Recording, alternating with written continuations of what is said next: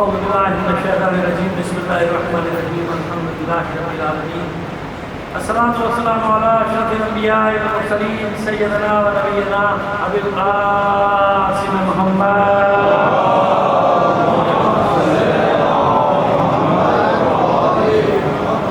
وآله الطيبين الطاهرين المعصومين ورحمة الله على آبائهم أجمعين من الآن إلى قيام يوم الدين أما بعد فقد قال الله تعالى في كتابه المبين وهو أصدق القائلين وقوله الحق بسم الله الرحمن الرحيم إن الذين أوتوا العلم وإذا يتلى عليهم يخرون للأذقان سجدا صلوات الله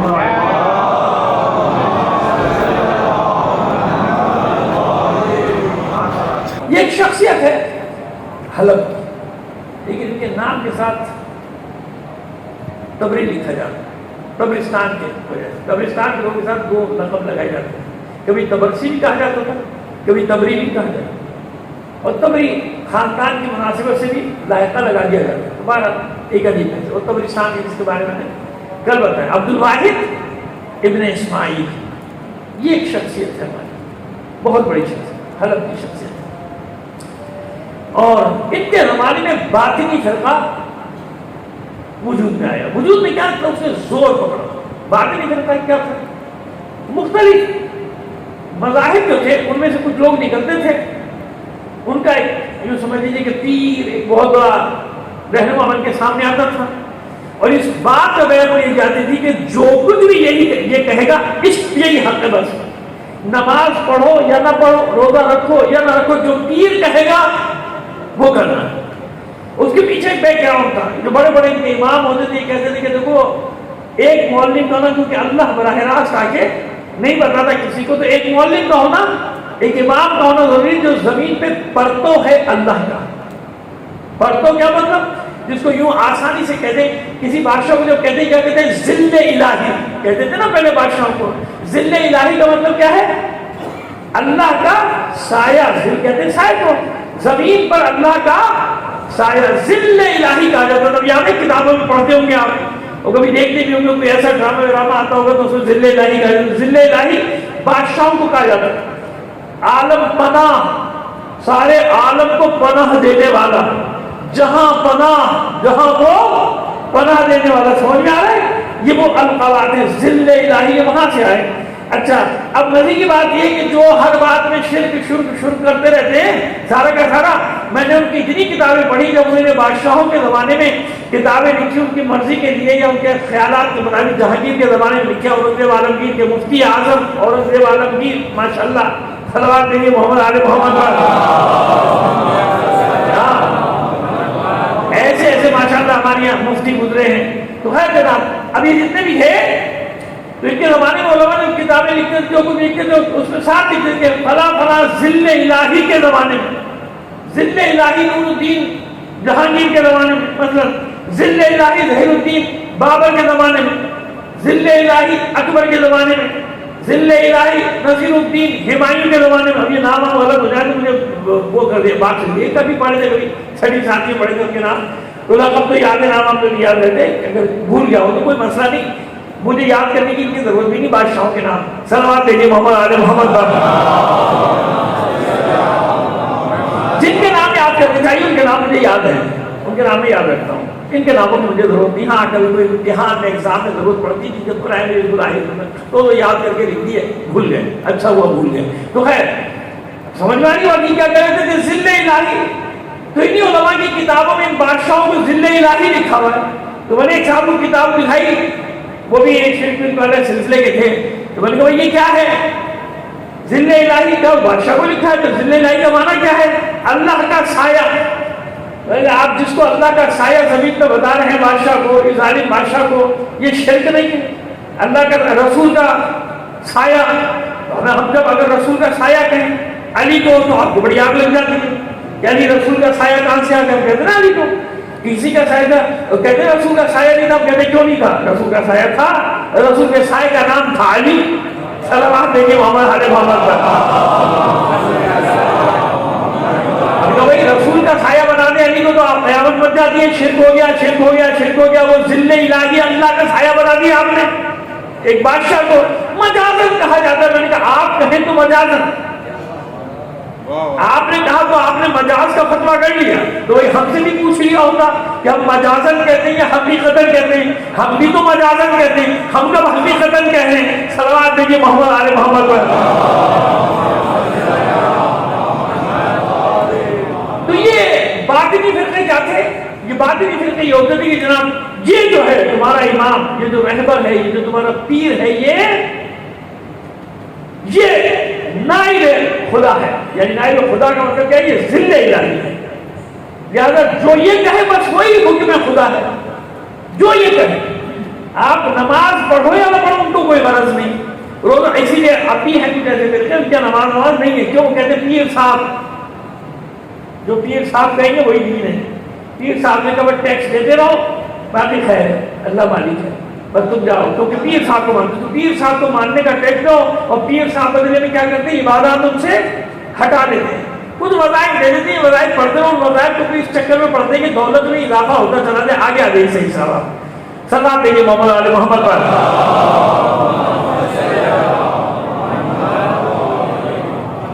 اب سمجھ میں آ گئی بات. تو جتنے بھی ہیں وہ ٹیکس ادا کرتے رہو. یعنی کوئی گٹھ جوڑ, جو ہمیشہ میں کہتا ہوں کہ سرمایہ داروں کا اور ملاؤں کا گٹھ جوڑ جب ہو جائے دین تباہ ہو جاتا ہے. علماء عمرا ان دو کے بنے کہ جس قوم کے یہ دو ٹھیک ہوں گے, علماء اور علماء, اور ٹھیک رہے گی. جس قوم میں علماء اور عمرا خراب ہو گئے وہ قوم بھی تباہ برباد. تو آپس میں گٹھ جوڑ ہو جاتا ہے. عمرا ٹیکس دیتے ہیں, عمرا کے فتوے, وہ عمرا کے فائدے میں, امیروں کے فائدے میں, سرمایہ داروں کے فائدے میں وہ کوئی نہ کوئی شکل نکال کے دے دے گا. کیسے زکات کھانی ہے, جیسے وہ ٹیکس نہیں کھاتے, کارخانے دار نہیں کھاتے تھے ٹیکس. کس آدمی کو پکڑا جائے گا ادھر سے ٹیکس کٹوتی کرے, ادھر سے کرے, ادھر سے بچا, ادھر سے بچا, ادھر سے, ایسے ہی آگے سلسلہ ہے. کہاں سے زکات بچائے, کہاں سے خون بچائے, کون سی ترکیب استعمال کرے, کیسے ترکیب استعمال کرے, یہ بھی ایک میری مشکل ہے. وہ بھی سارے میرے مخالف ہو چکے ہیں جتنے بھی اسٹیٹ ویٹ کے لیے. جب آتا ہے ہمارے خلاف شروع ہو جاتا ہے. خلاف کی بات نہیں, بات ہے حق اور انصاف کی بات ہے. غریبوں کا حق کھانے والوں کے خلاف نہیں بولتے تو کس کے بولیں؟ سادات کا حق یا غریبوں کا حق مل ہی نہیں رہا آپ کو, کیونکہ گٹھ جوڑ ہو گیا. یا ملا کھا جاتا ہے یا کسی نہ کسی بہانے سے وہ سرمایہ دار کھا جاتا ہے. کہاں پہنچ رہا ہے حقداروں کا؟ نہیں پہنچ رہا.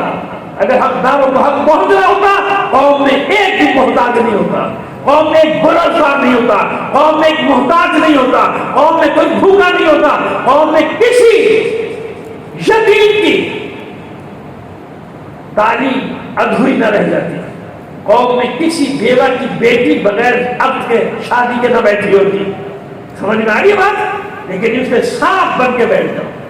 یہ ہے ملاؤں کا کردار اور یہ ہے سرمایہ داروں کا کردار. ملاؤں کے پروجیکٹ اتنے بڑے بڑے ہوتے ہیں تو ان سے بچے تو غریب کے پیٹ میں جائے گا. ایک پروجیکٹ ختم نہیں ہوتا, اس کا دوسرا ختم. اسے جب مجھے کہا میں تو اپنے پروجیکٹ میں پھنسا ہوں, مجھے خود 80 کروڑ چاہیے. وہ بیچارہ 80 روپے والا آیا تھا 80 روپے مانگنے, اس کو بتا دیجیے میرا تو 80 کروڑ کا پروجیکٹ چل رہا ہے, میرا تو 1 ارب کا پروجیکٹ چل رہا ہے, میرا تو 1.5 ارب کا پروجیکٹ چل رہا ہے. غریب کو کیسے ملے گا؟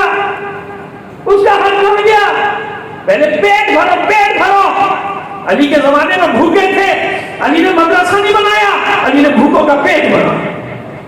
چھٹے امام کے زمانے میں خوشحالی تھی, چھٹے امام کے زمانے میں مال غنیمت سے لینے والا کوئی نہیں تھا, زکات لینے والا کوئی نہیں تھا. 5 لوگ چھٹے امام نے یونیورسٹی بنا دی. سمجھ میں آئی بات؟ دلیل سے بات کر رہا ہوں آپ کے سامنے, تاریخی دلیل ہے. صلوات دیکھیے محمد آل محمد پر. سمجھ میں آئی بات؟ وقت تو دیکھو, لاکھوں لوگ بے روزگار بیٹھے, اس کووڈ کی وجہ سے تباہی پھیلی ہے. وہاں پروجیکٹ ہی نہیں ختم ہونے کا نام لے رہا کسی رقم. وہ پروجیکٹ نہیں ہوا, پتہ نہیں کیا ہو گیا, زمبیل ہو گیا. جس میں جو جا رہا ہے زمبیل میں پتہ نہیں چل رہا, اسی میں چلا جا رہا, اسی میں چلا جا رہا. غریبوں کو حق نہیں دے رہا, محتاجوں کو حق نہیں جائے, مستضعفین کو حق نہیں جائے. عجیب ہے, جبھی تو لوگ بزدل ہو جاتے ہیں ان چیزوں سے. ہاں ان کو میں نہیں کہہ رہا, جو بیچارے چند مومن آل فرعون ہر جگہ بیٹھے ہے نا. مومن آل فرعون ہر جگہ ہے, ہر طبقے میں کوئی نہ کچھ اچھے بہترین لوگ موجود ہوتے ہیں جو اپنی ذمہ داریاں پوری کر رہے ہیں. میں میجورٹی کی بات کر رہا ہوں, میں اکثریت کی بات کر رہا ہوں. صلوات دیجیے محمد آل محمد پر.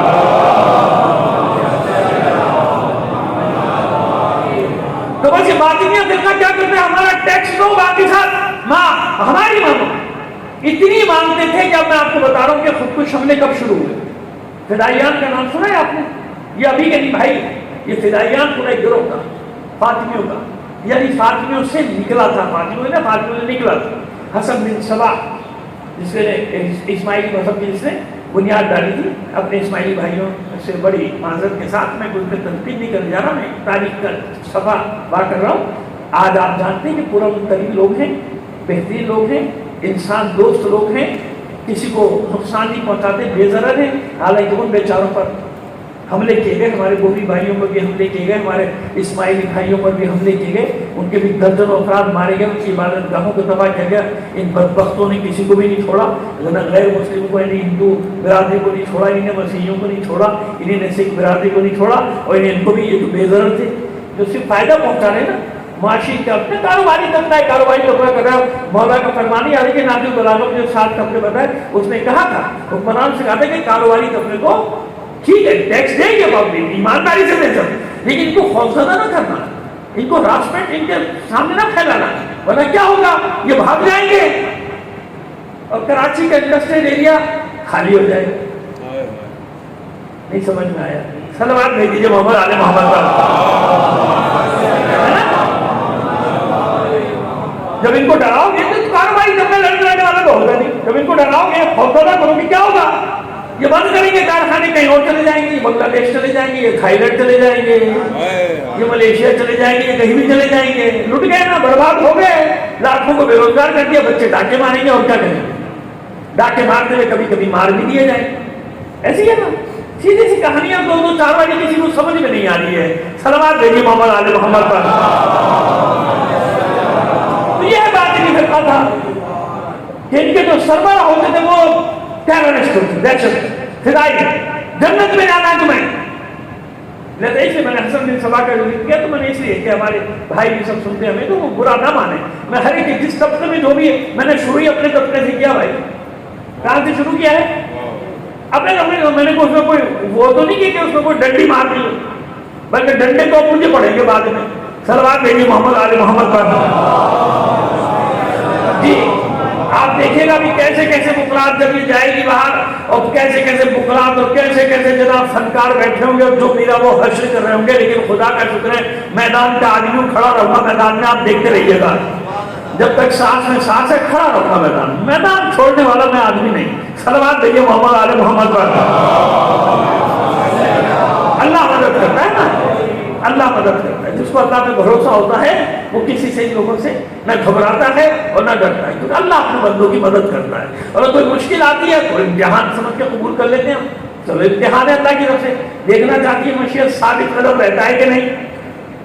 تو یہ باطنیوں کا دور، جو ان کی بات نہیں مانتا تھا یہ فدائی کو بھیجتے تھے جا، اور فدائی جاتا تھا قتل کر کے آ جاتا تھا، مار کے آ جاتا تھا.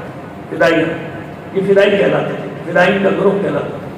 یہ پورا ایک گروپ تھا اور جو مر جاتا ہی جاتا تھا، اس کو پرواہ نہیں ہوتی، کھڑے بھاگتا نہیں تھا مارنے کے بعد.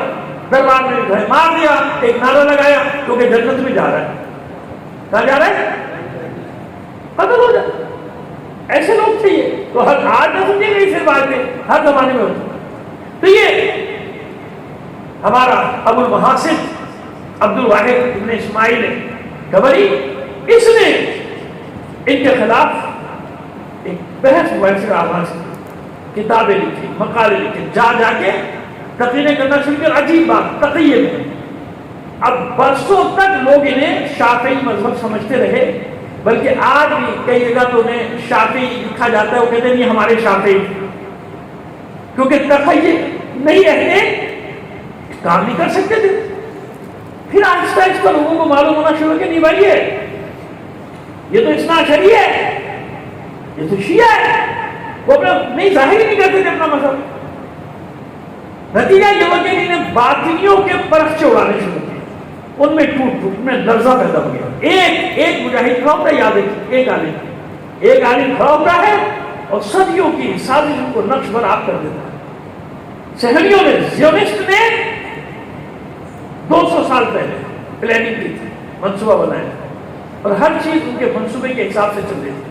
آپ کو حیرت ہوگی، میرے بائیں بازو کے دوست برا مان جائیں گے، لیکن میں ان کی خدمت میں عرض کر رہا ہوں کہ چاہے وہ رشیا کا انقلاب ہو، چاہے وہ چائنا کا انقلاب ہو، سب کیلکولیٹڈ تھا، سارا کیلکولیٹڈ تھا۔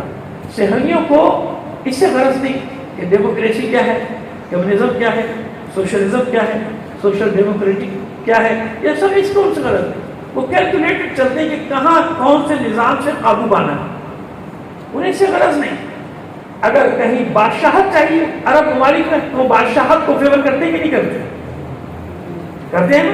کبھی عامروں کے خلاف بات کی نہیں کرتے نا، اور خود پارلیمنٹ کو خود ان کی سرپرستی کی۔ تو جہاں جو ان کو سوٹ کرتا ہے، یہ ہے اسلامی دماغ، جہاں جیسی چیز سوٹ کرے گی اس کے حساب سے وہ چلتے ہیں۔ 200 سال کیلکولیٹڈ چل رہا ہے ہر چیز، جتنی سیاسی تحریکیں ہیں سب کو بیان نہیں کر سکتا، لیکن کوئی مجھ سے بحث مباحثہ کرنا چاہتا ہے، بسم اللہ کر لے، حاضر ہوں میں، تیار ہوں کہ جتنی موومنٹس چلی ہیں سب کیلکولیٹڈ۔ جنگ عظیم اول کیلکولیٹڈ تھی، جنگ عظیم دوم کیلکولیٹڈ تھی، بنانا تھا اسرائیل کو، آئل فیلڈز پہ قبضہ کرنا تھا، سلطنت عثمانیہ کو ختم کرنا تھا، سب کو اپنے کنٹرول میں رہنا تھا، اپنی فوجیں واپس بلا کے پٹھو بٹھانے تھے۔ اپنے فوجی نہیں مروائیں گے، اب تمہاری مروائیں گے۔ ابھی کی بات نہیں کر رہا ہوں، یہ پورے 200 سال کی بات کر رہا ہوں میں، سمجھ میں آئی بات؟ کہ بظاہر خوش آزادی آزادی آزادی آزادی، پھر کہیں نکل جائے گی بات، ڈر جائیں گے آپ لوگ۔ صلوات دیجیے محمد آل محمد پر۔ کیلکولیٹڈ ایک اب دیکھیے سمجھانا چاہ رہا ہوں کہ ماضی میں اور آج کے علماء میں دیکھیے معاشرت کیا ہے۔ ایک مرد کھڑا ہوا ہے، یہ نہ سمجھے کہ وہ اکیلا تھا، نہیں، اس سے پہلے اور بھی تھے، وہ زمین ہموار کر رہے تھے۔ ان کے زمین ہموار کرنے کے نتیجے میں ایک مرد یعنی پچھلی صدی میں پیدا ہوا، قیام کیا، اس نے صدیوں کے ان کے اسٹیٹسٹکس، ان کے کیلکولیشن سب کو نرم برم کر کے الٹا پھینک دیا، ان کو زیرو پہ جا کے پھر زیرو سے پالیسی اب بنانی پڑی۔ کون تھا وہ؟ کس کا نائب تھا؟ کس کا رہبر تھا؟ کس قوم کا عالم تھا جس نے پوری بساط الٹ دی؟ شروع میں یہی سمجھ آتا سامراج کہ شاہ جائے گا، ہم ان کو قابو کر لیں گے۔ کیوں؟ قطب زادہ جیسے بیٹھے ہیں، بازرگان جیسے تاجر بیٹھے ہیں، اتنے ہمارے ایجنٹ ان کے اندر بیٹھے ہیں، قابو کر لیں گے ان کو۔ رجوی بیٹھا ہے، مسعود رجوی بیٹھا ہے، نہ معلوم کتنے بیٹھے ہیں، یاد ہر چیز کو قابو کر لیں گے۔ بتانے جا رہا ہوں کہ عالم کسے کہتے ہیں، لیکن اس کی عقابی نگاہیں دیکھ رہا تھا وہ شاہین، جانتا تھا وہ کہ کہاں کہاں موہرے بیٹھے ہیں اور ان کو کس طرح سے سامنے لے کر آنا ہے۔ پوری بساط سامراج کی الٹنے والا ایک مرد ضعیف، ایک بوڑھا انسان جس سے آج بھی سامراج، جس کے نام آ جائے نیند نہیں آتی، وہ کوئی اور نہیں، تمہاری سبوں کا عالم، تمہارا مرجع تقلید، امام زمانہ کا دائی، وہ اس زمانے کا ابراہیم دورہ، وہ خمینی ابو شکر اور کوئی نہیں تھا۔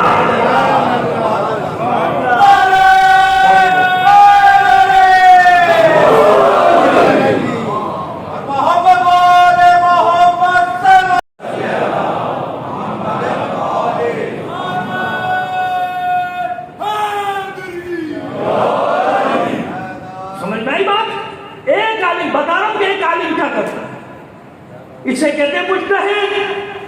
اب اس کے پیچھے نہیں پڑیں گے، پڑے گا نا سامراج، ان کے خربوں خربہ خرب ڈالر کی انویسٹمنٹ سب ضائع ہو گئی، برباد ہو گئی، ختم ہو گیا سب کچھ۔ ایک نے آ کے ساری کیلکولیشن الٹی کر دی، ایک جگہ کی نہیں، پوری دنیا کی، ساری دنیا کے لوگوں کے دلوں سے خوف سامراجی طاقت نے نکال دیا۔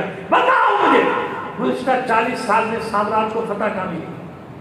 کوئی ایک جگہ بتا دو، ایک جگہ بتا دو جاؤ اس کو فتح ہوئی۔ نہیں، اس انقلاب کا سب سے بڑا نتیجہ کیا نکلا؟ سمجھ کیا نکلا؟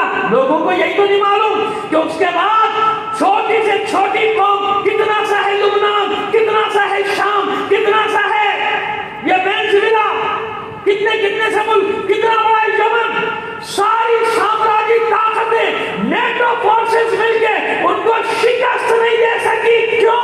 ان چھوٹی چھوٹی قوموں کو معلوم ہو گیا تھا کہ ابابیل کا لشکر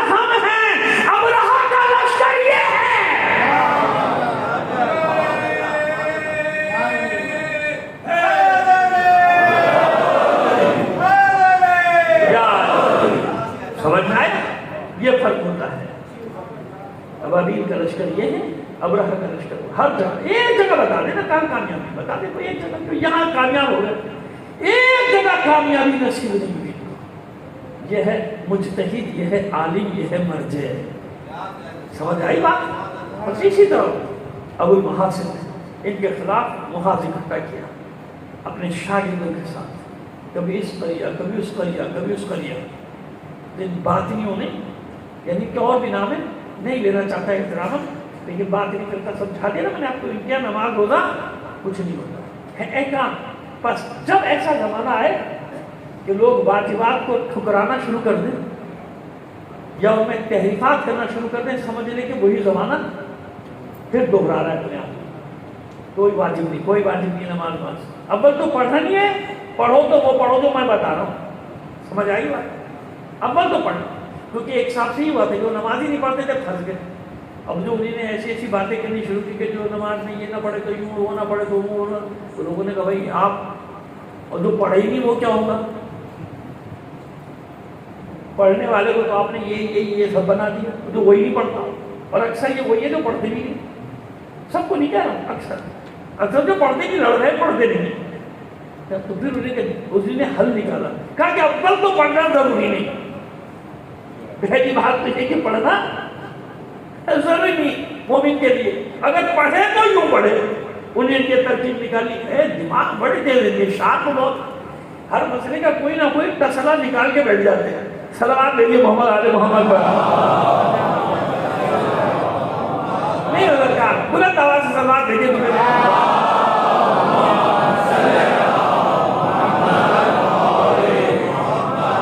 بات ہی نہیں ہونے، اپنا خودکش حملہ آور بھیجے، اور خودکش حملہ آوروں نے اس سطح کے عالم کو، جس کے تحت سب مومنین نے حلقہ کیا ہوتا ہے، تو معلوم ہو گیا تھا کہ یہ اپنا ہے۔ میں نے اس کہا کہ پوری زندگی سے تقین گزاری، کیوں؟ تاکہ اپنا کام ہوتا رہے، اپنا کام کرتے رہے، کام کرتے رہے، کام کرتے رہے۔ آخر مار دیے گئے، قتل کر دیے گئے۔ وہ خودکش بمبار آیا، سوالات پوچھنے کے بہانے اس نے ان کو قتل کر ڈالا۔ ہجری 505 یا 506 کا واقعہ ہے، یعنی 6 صدی ہجری کے آرہا۔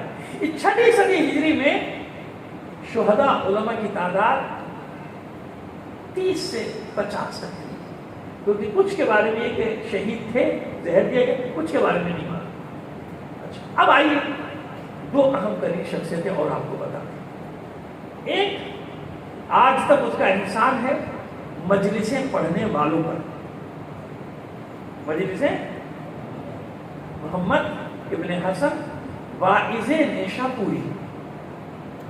محمد ابن حسن کم لوگوں کو یاد رہتا ہے نا، وہی 6 صدی ہجری کے بتا رہے ہیں آپ کو۔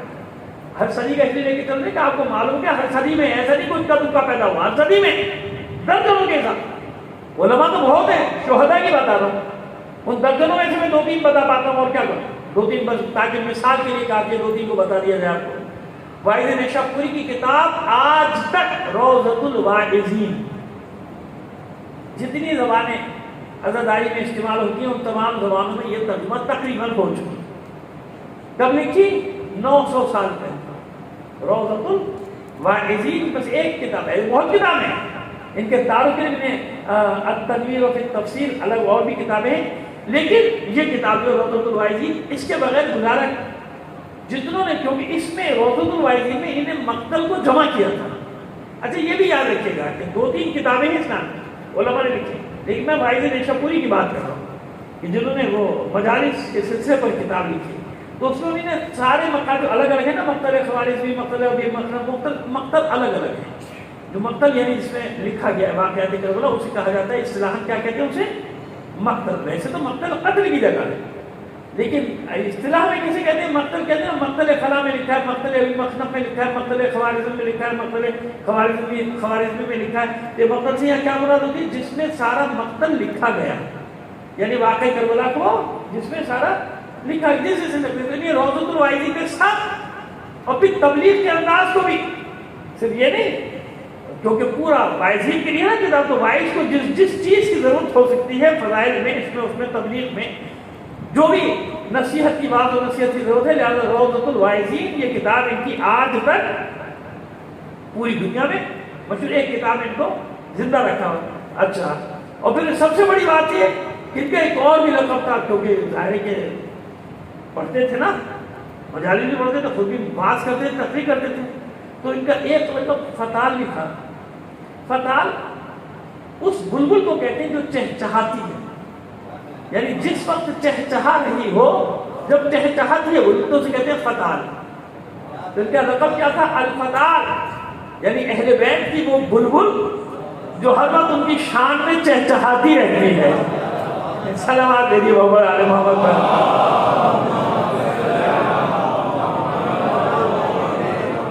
اب یہ آپ انصاف سے بتائیں، یہ سارے کام علماء کر کے گئے نا، کس نے کی؟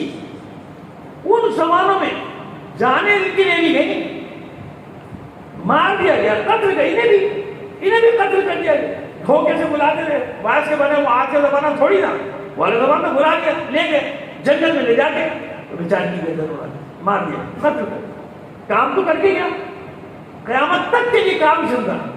بس تیسری شرط، اور آپ کی ضرورتیں تمام آج کے لیے، مجموع بیان، تفسیر مجموع بیان جس وقت یہ لکھی گئی آج سے 900 سال پہلے، آج کی اردو میں ترجمہ بھی ہے، یہ بھی بتا دیں آپ کو، فضل ابن حسن ابن فضل تبرسی، جن کو کہا جاتا ہے آغائے تبرسی، شیخ تبرسی، مجموع البیان، صاحب مجموع البیان، ان کو کہا جاتا ہے صاحب مجموع البیان۔ 50 سے زیادہ ان کی کتاب۔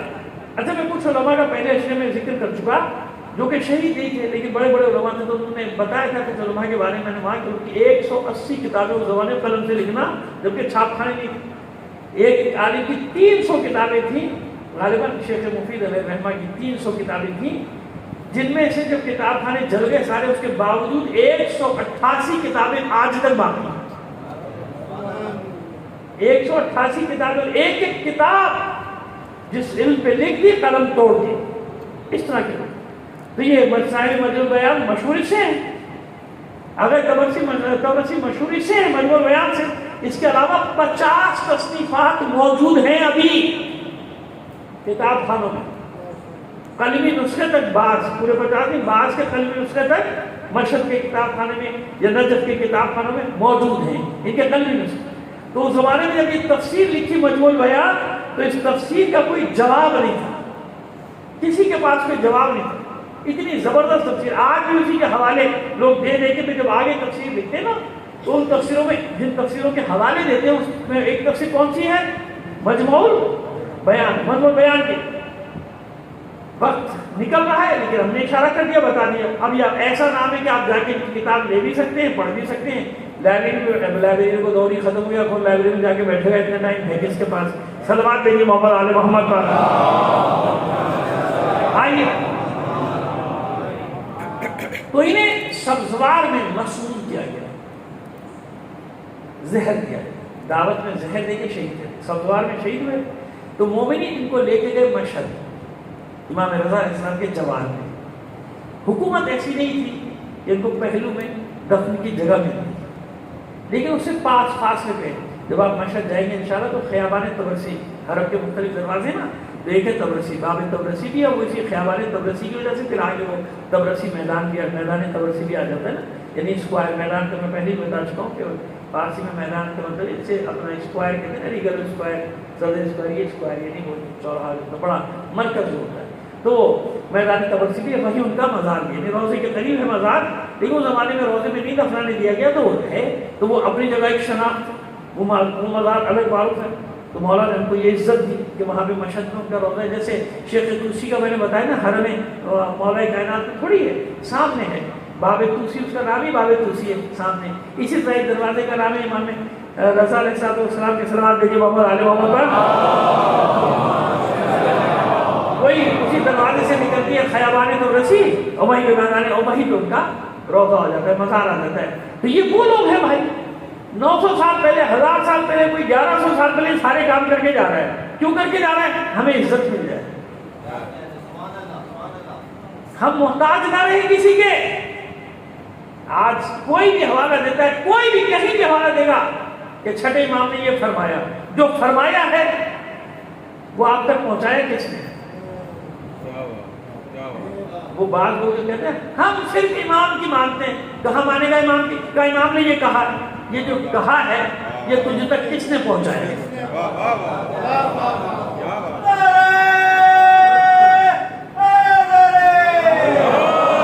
کس نے پہنچایا؟ یہ تو وہی والی بات ہوگی نا آگے بڑھ کر کہ جو سکھا رہا ہے اس کو نہیں مانیں گے، جو کلمہ پڑھوا رہا ہے اس کو نہیں مانیں گے، ہم تو ڈائریکٹ مانیں گے۔ یہی ہوگی نا بات، وہی آ گئی نا بات کہ ڈائریکٹ ہے، ہم تو بس اب کسی کو نہیں مانتے، ہم تو بس اللہ کو مانتے۔ نہیں، سنت الہی کیا قرار پائی؟ جس نے تمہیں بتایا کہ اللہ ایک ہے، جب تک اس کو نہیں مانو گے مجھے تمہارا کلمہ لا الہ الا اللہ قبول ہی نہیں جاتا ہے نا۔ تو پھر یہ سنت الہی چل رہی ہے نا، جاری ہے نا۔ رسول نے کیا اعلان کیا؟ جب تک علی کی ولایت کا اقرار نہیں کرو گے میری رسالت کا اقرار بیکار۔ سنت چل رہی ہے، وہی سنت جاری ہے نا، جب تک علی کو نہیں مانو گے رسول کو قبول نہیں۔ ایسے ہی ہوا، بس یہ سنت آگے چلی، یہ نوابین اربع، یہ مسلم بن عقیل کو بھیج رہا ہوں، اس کی بیعت کر لی، سمجھو میری بیعت کر لی۔ ایسے ہی ہے نا، یہ نوابین اربع جو ان کی سنی اسے امام زمانہ کی سن لی۔ ایسے ہی ہے، اب جو ائمہ طاہرین کے اقوال وہ سارے چیزیں نقل کر کے ہم تک پہنچا رہا ہے، نہیں میں ان کو تو نہیں مانوں گا، معاذ اللہ یہ تو جھوٹے ہیں۔ تو جب یہ جھوٹے ہیں، انہیں سب جھوٹ بولا ہے، تو تو مان کیا رہا ہے امام کی؟ کہاں سے امام کی مان ہے؟ کہاں سے ملا تجھے؟ سب انہیں کا تو جمع کیا ہوا ہے نا۔ اس لیے وہی سنت جاری ہے، امام کی ماننے کے لیے اس مجتہد کی ماننا ضروری ہے، اور وہ بھی مجتہد جامع شرائط کی بات کر رہا ہوں، جب تک اس کی نہیں مانے گا امام کو قبول نہیں۔ کیوں؟ یہی تو تجھ تک پہنچا رہا ہے میرے علوم، اور کون پہنچا رہا ہے؟ کون پہنچا رہا ہے بھائی؟ وہی پہنچا رہے ہیں نا۔ صلوات دیجیے محمد علی محمد پر۔ بس اور ایک گزارش ہے، ہمارا اپنا ایک معاہدہ ہو گیا تھا پہلے دن کہ ہم 8-10 پہ بیٹھ جائیں گے، 5-6 منٹ لیٹ ہو جاتے ہیں نا۔ میں پڑھنے والوں کو کچھ نہیں کہہ رہا ہوں، میرے بچے بہت پیارے پیارے پڑھتے ہیں، تو مجھے اچھے لگتے ہیں پڑھتے ہوئے، ہمیشہ سے میں تو پروموٹ کرتا ہوں اچھے پڑھنے والوں کو، بھائی ہر کسی کو نہیں، جو اچھے پڑھتے ہیں تو ان بچوں کو میں تو خود پڑھواتا ہوں، لیکن ٹائم بڑا مسئلہ ہے۔ وقت 8-10 پہ ہم بیٹھتے، لیکن ہم اسی لیے پہلے آ جاتے ہیں۔ ہاں خدا نہ کرے کسی دن لیٹ ہو گئے وہ اور بات ہے، وہ میرے اختیار میں تھوڑی ہے، کبھی کچھ بھی ہو سکتا ہے، حالت زمانے امکان ہے، تو وقت رہے گا تو مجھے کچھ اور مل جائے گا، لیکن اب مجھے کیونکہ 9-10 پہ 8-10 کے بعد 9-10 پہ ختم کرنا ہوتا ہے، کیونکہ اس کے بعد بھی جانا ہوتا ہے نا، آپ جانتے ہیں پروگرام تو ہر چیز کو مینیج کر کے چلنا پڑتا ہے۔ باقی کبھی کبھی کوئی اتفاق سے کچھ ہو جاتا ہے تو وہ ہمارے ہاتھ میں نہیں ہوتا، وہ یہ بتانا ہوتا ہے کہ اپنے ارادوں سے ٹوٹنے سے پہچانو کسی کو۔ ہر روز تو ہمارا ارادہ نہیں چلتا نا، لیکن جہاں تک چل سکتا ہے وہاں تک تو چلائے نا۔ صلوات بھیجیے محمد آل محمد پر۔ یہ وہ جن کے ساتھ یہ شروع کیے، جنہیں مار دیا گیا ہے، جلا دیا گیا، بڑے نام ہے 6 صدی میں، لیکن میں تو 2-3 صرف اب مثال کے طور پہ آپ کے سامنے پیش کیے تاکہ آپ کو احساس ہو جائے۔ اس صدی میں 30 سے 50 تک ہمارے علماء ہیں جن کو جلایا گیا، قتل کیا گیا، ان میں سے اکثر قبری ایسی جگہوں میں مار دیا گیا، نام تو باقی ہے، پتہ ہی نہیں کہاں مارا، بس مار دیا، خبر آ گئی، قتل کر دیا۔ جب 1 مہینے بعد خاندان والے پہنچے تو کہاں لاش تھوڑی ہوتی، کوئی قبر بتانے والے تھے، ہمیں کیا معلوم کہاں گئی تھی، کون سی قبر تھی، کدھر تھی، کہاں، اور یہ دفنایا تھا کسی قبرستان میں، دیکھ لو۔ یہ وہ علماء ہیں اس زمانے میں، تقیہ کے زمانے، اور ایک دو جملوں میں کہتا چلوں کیونکہ مسائل کے لیے مجھے ربط دینا ہے۔ سید عز الدین یحییٰ ابن شرف الدین ایک شہید ہے۔ شرف الدین بہت بڑے عالم تھے اپنے زمانے کے، اس زمانے کی بات کر رہا ہوں بھائی، 900 سال پہلے کی، فوراً پہنچ جاتے لوگوں کے دماغ پتہ نہیں کہاں سے کہاں۔ صلوات بھیجیے محمد آل محمد کا۔ 900 سال پہلے کی بات ہے، آپ تھک کے مجھے معلوم ہے، آپ کی صلوات کی آواز نے بتا دیا، لیکن پھر بھی بلند آواز سے چلا۔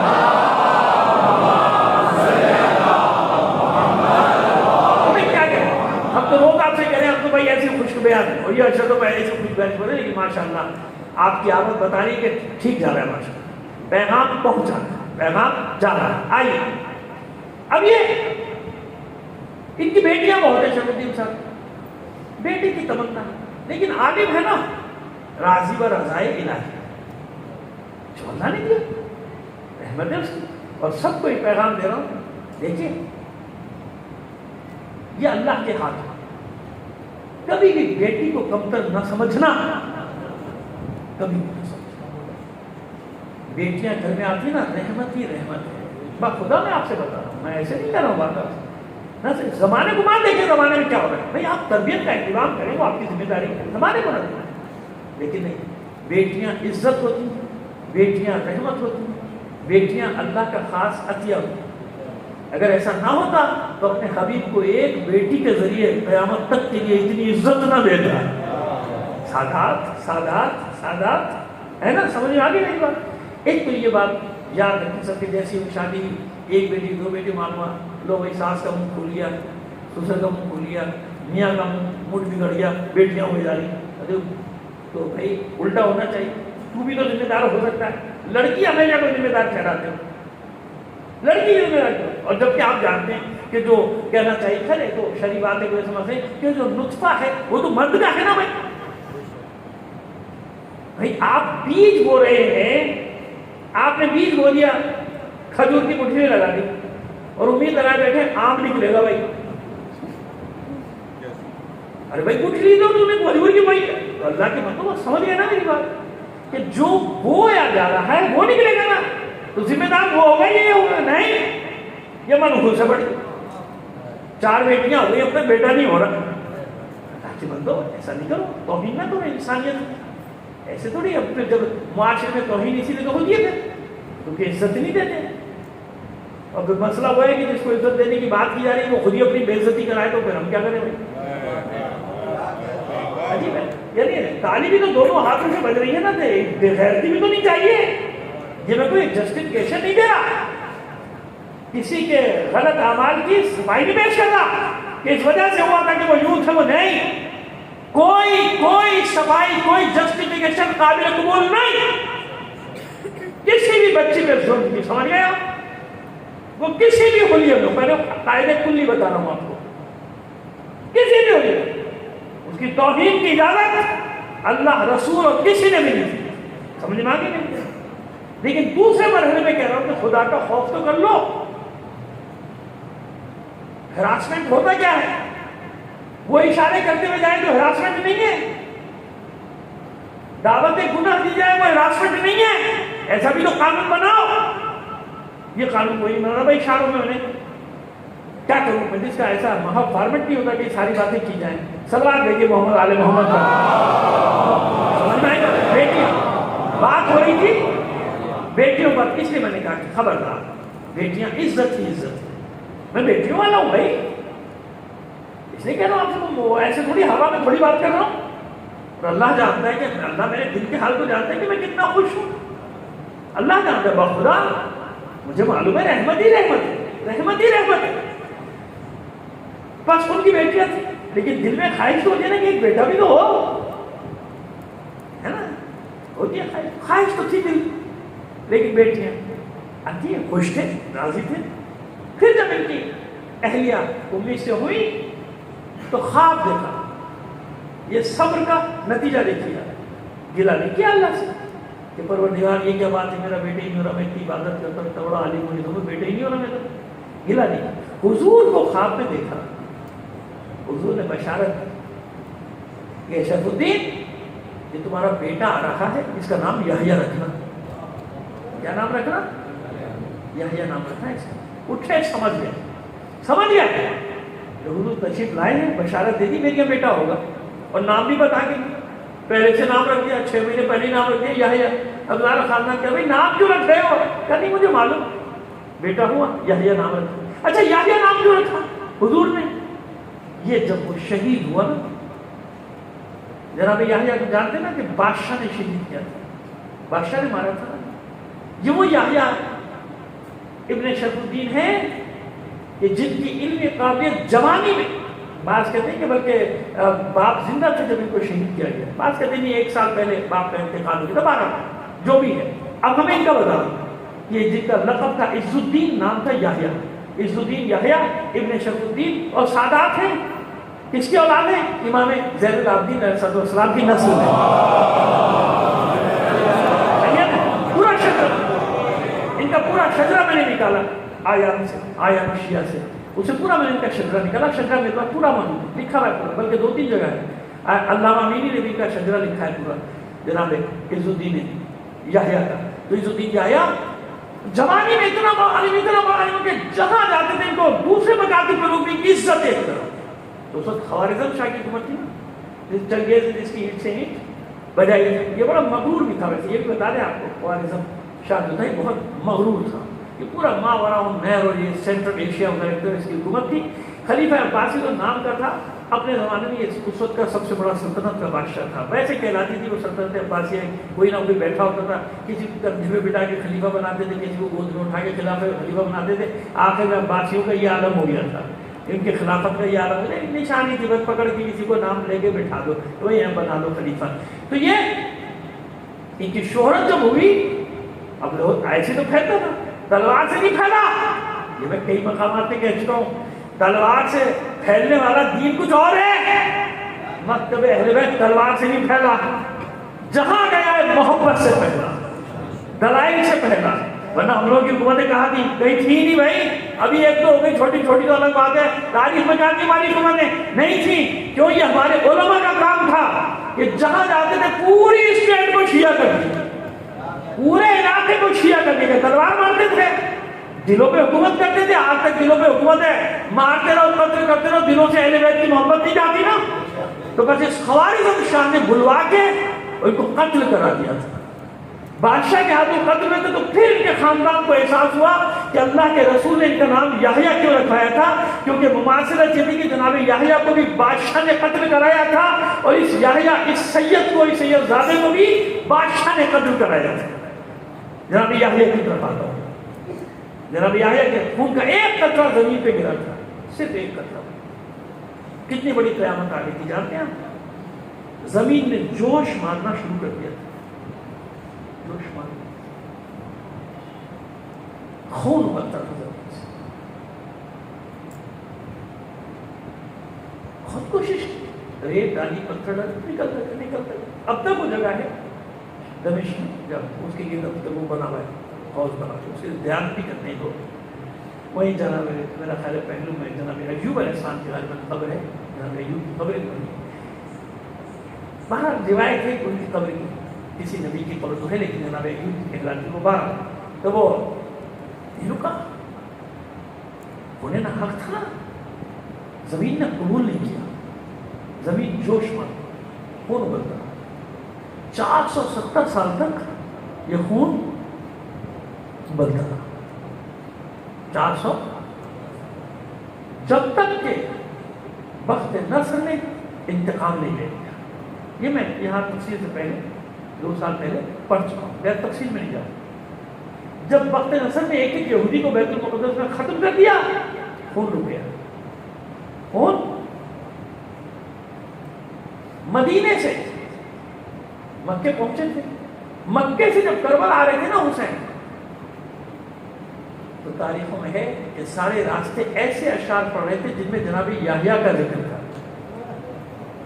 याहया की शहादत का जिक्र। मैंने बता दिया ना कि याहया के साथ क्या हुआ।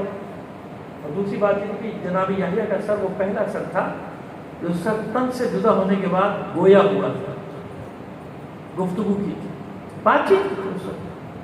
बस हुसैन का खून जमीन पे गिरा, जिस जमीन पे जानते हैं आज तक वो जगह असर आशूर सुर्ख होती कि नहीं है ना? सुर्ख है, साबित है। मुझे मेरे पास खुद साबित है, बिल्कुल अकली तौर पे साबित है, मैंने खुद देखी। जहां जहां अगर एक जरा सी मिट्टी भी है ना, वो इतनी सी, किसी तस्वीर के दाने में भी अगर सुर्ख हो जाए, यानी ऐलान हो रहा है, ऐलान। ये खून नाहक जोश मारता रहेगा, जोश मारता रहेगा। कब तक? जब तक एक एक मलून से हुसैन का बेटा आके इंतकाम नहीं ले। एक हुसैन ने याद किया था, करबला के मैदान में हुसैन ने याद किया था अपने बेटे को। वो दिन कब आएगा? जब मेरा बेटा खाने काबा में खड़ा होकर आवाज दे, एक एक मजलूम के بہنے والی ایک ایک قطرے کا حساب لے کر سب نے یاد کیا۔ آپ جانتے ہیں امام زمانہ کو اللہ کے رسول سے لے کے 11ویں امام تک سب نے یاد کیا، جیسے کہ سب انتظار کرنے کہ کب وہ آنے والا آئے گا۔ عزاداران حسین، ثانیہ زہرا، جناب فاطمہ زہرا ساتھ ساتھ ہیں اسیروں کے، کربلا میں بھی ساتھ ہیں۔ روایات ہیں کتنی آپ پڑھتے ہیں، اب ہم پڑھتے ہیں آپ سنتے رہتے ہیں کہ حسین نے مدینہ چھوڑا تھا، ماں نے مزار چھوڑ دیا۔ اب بتائیے وہ پہلا مرحلہ کتنا سخت ہوگا زہرا کے لیے جب اس کی بیٹیاں پہلی بار بازار میں آئی، پہلی بار۔ دیکھیے ویسے آپ کو سمجھانے کی کوشش کرتا ہوں، دلیل دیتا ہوں۔ یہ بتائیے حسین جو جگہ سے گرے ماں موجود تھی کہ نہیں تھی؟ ہے نا؟ بلکہ یوں کہوں کہ حسین کا اثر کہیں اور نہیں، زہرا کی آغوش میں تن سے جدا کیا گیا۔ یہ زہرا جبھی تو بھاگ جاتے تھے۔ آپ جانتے ہیں شمر پہلی بار نہیں، پہلے اور بھی آتے تھے اور دور خوف زدہ ہو کہیں تم پاگل ہو گئے۔ جب ان سے پوچھا جاتا تھا کہ نہیں قریب نہیں جا سکتے، کوئی ہستی ہے جو ہمیں روکتی ہے، بلکہ بعد یہ کچھ ہستیاں ہیں جو حسین کے چاروں طرف بیٹھی ہوئی، لیکن یہ شمر ملعون تھا، اس کو بھی سب کچھ نظر آیا مگر یہ رکا۔ اس نے سر تن سے جدا کیا، حسین کا سر تن سے جدا کیا۔ جب سر تن سے جدا کیا اٹھا لیا تھا سر ہاتھ میں، اٹھانے کے بعد اسی کے نفس بہنوں میں اسی سے ملعون سے نقل ہے، جب اسے پوچھا گیا تھا واقعات کیا ہوئے تھے، کیا کیا واقعات تھے، اس نے کہا کہ جب میں نے سر قلم کیا میرے ہاتھ میں تھا، میں نے دیکھا کہ حسین کے لبوں میں جنبش ہو رہی لب ہی لب۔ میں نے خوف سے کان لگا کے سنا، ایک آواز آئی تھی عباس عباس عباس، بس آخری جملہ سن لی تھی۔ اسیروں کا قافلہ داخل ہو گیا کوفے کے بازار میں، شہداء کے سر نیزوں پہ، ناکوں میں بیویاں سر کھلے۔ کوفے والوں نے دیکھا ایک سر حیوان کی گردن میں، ایک سر حیوان کی گردن میں۔ حیران ہو کر پوچھا سپاہیوں سے تم نے سب سروں کو نیزوں پہ رکھا ہے، اس کو حیوان کی گردن میں کیوں ڈالا؟ کہا ہم نے نہیں کیا ایسا، بلکہ ہوتا یہ ہے کہ جب اس سر کو ہم نے نیزے پہ رکھنے کی کوشش کی یہ نیچے گر جاتا ہے، نیچے گر جاتا ہے، ہم کیا کریں؟ آخر میں یہی حل سمجھ میں آیا کہ سر تو لے کے جانا ہے، لہذا اس سر کو ہم نے حیوان کی گردن میں لٹکا دیا۔ کون ہے یہ؟ سپاہیوں نے کہا اس لشکر کا علمدار عباس۔ کیا ہے یہ مسئلہ؟ ختم کر دیا میں نے مسائل۔ کیا ہے یہ مسئلہ؟ مسئلہ عزاداروں صرف اتنا سا ہے کہ عباس کو یہ گوارا نہیں کہ اس کا سر دھوکے سینہ پہ۔ کیوں؟ دو خوف ہے عباس کو، پس شہادت بھی دو خوف ہے۔ پہلا خوف یہ ہے کہ ایسا نہ ہو جس نیزے پہ میرا سر ہے وہ نیزہ بلند ہو جائے اس نیزے سے جس نیزے پہ میرے مولا حسین کا سر ہے۔ اور دوسرا خوف اس سے بھی بڑا خوف یہ ہے، یہ ڈر ہے کہ ایسا نہ ہو کہ کسی وقت نیزے بردار کا رخ پھر جائے، نیزہ پھر جائے اور میری نگاہوں کے سامنے زینب ام کلثوم کے کھلے سر الا لعنۃ اللہ علی القوم الظالمین وسيعلم الذين ظلموا أياه منقلب ينقلبون وما علينا إلا البلاغ المبين.